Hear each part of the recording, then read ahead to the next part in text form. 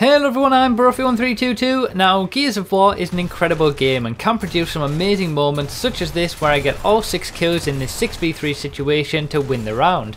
But the game itself, and to a certain extent the community, has never really been the most accessible to new players, and that's something that I hope to help with this series.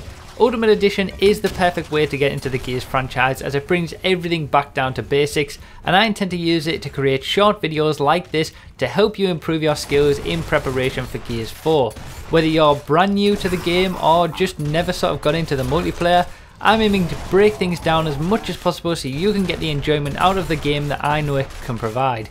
So let's start at the start with the most basic thing that you can learn about Gears of War, and that is starting weapons. And we're actually not going to be starting with a weapon, we're going to be starting with a grenade. So pressing up on the D-pad activates your smoke grenade. You can use the left trigger to aim this, the right trigger to throw it, and basically it serves as a bit of a distraction tactic. It can disorient your opponents when you're going for a hill in King of the Hill, for example. You need to get that hill off someone, or you're going for a power weapon. You can just basically throw a smoke grenade to disorient your opponent and take them down like that, and just basically create a bit of a distraction. Now let's get on to the proper weapons, and pressing right on the D-pad gives you your Lancer. The Lancer is more of a long distance weapon, as you can see here. This is the kind of distance that you want to be going for, and the more accurate that you are with this, as we'll see in the next clip, the quicker you can actually down someone and more damage you can put on them, especially with headshots. But really with the Lancer you're not aiming to get kills as much as you are just trying to put damage on other people. Now, pressing down on the D-pad gives you basically your backup Lancer, which is your snub pistol. The snub pistol is for when you've sort of got rid of your Lancer for a power weapon and you need something to shoot long distance. The snub is kind of the perfect backup for that.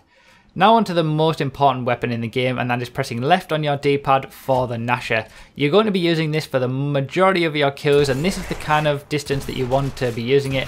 Anywhere closer than this or around this sort of area is where you want to be using the Gnasher, and it will be the most important thing that you use. Whether you use the Gnasher or the Lancer in sort of this middle range all depends on situation. So if you've got somebody coming towards you like this, then you want to be using your Gnasher, whereas if someone's moving away from you, then you want to be using your Lancer because it's a little bit more accurate, and as someone's moving away you can then put that damage on them, try to take them down, or someone else can take that kill from the damage that you've put onto them. So it's all situational, and we're going to see some interesting examples here of using starting weapons.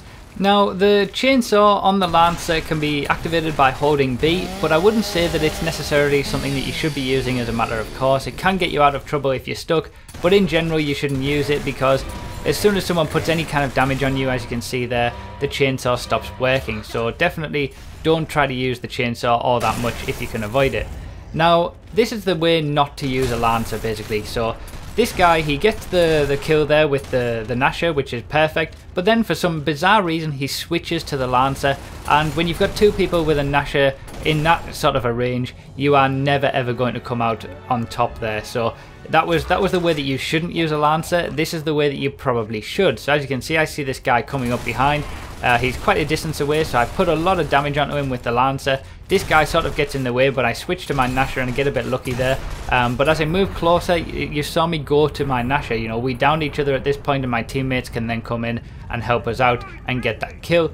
But I used the Lancer to put some damage onto that guy at a bit of a distance, and then I switched to my Gnasher as I moved in for the kill. And that's basically what you should do with the Lancer.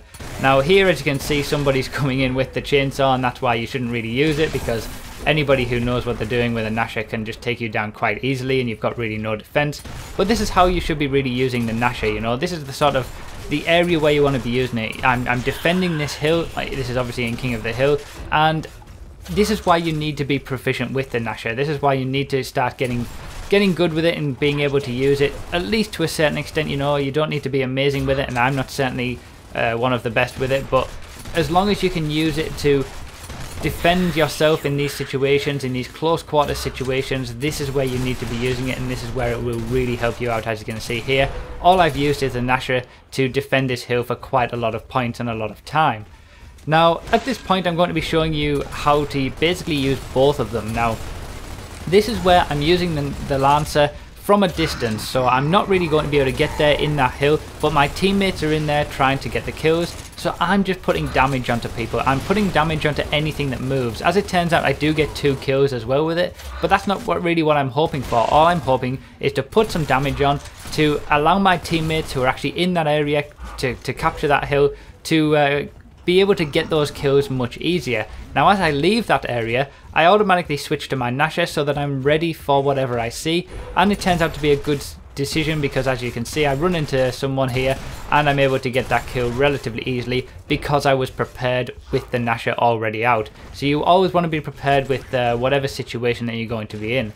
So that's it for the examples. What you're watching now is the last part of the clip that we saw at the very start of the video. Starting weapons are something that you need to get proficient with because they are what you're going to be using the majority of the time to get your kills.